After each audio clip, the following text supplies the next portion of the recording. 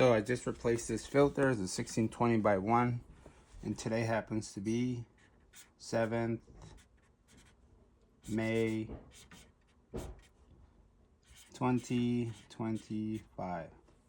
So I'm looking at May, June, July, August, September, October. 5 months, October, September time frame. So right off to the side where I do have some real estate right here, I can put change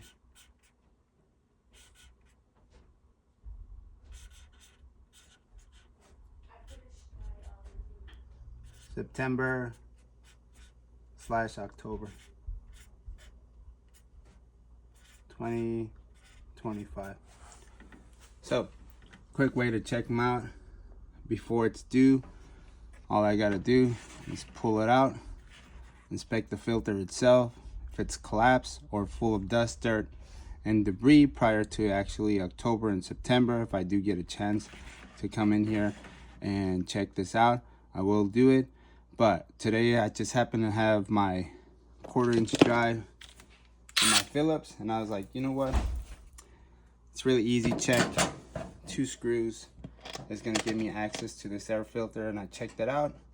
I could have kicked the can past May, but it was really dirty, so I'm glad that I checked it out.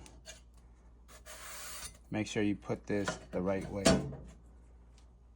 And that's it.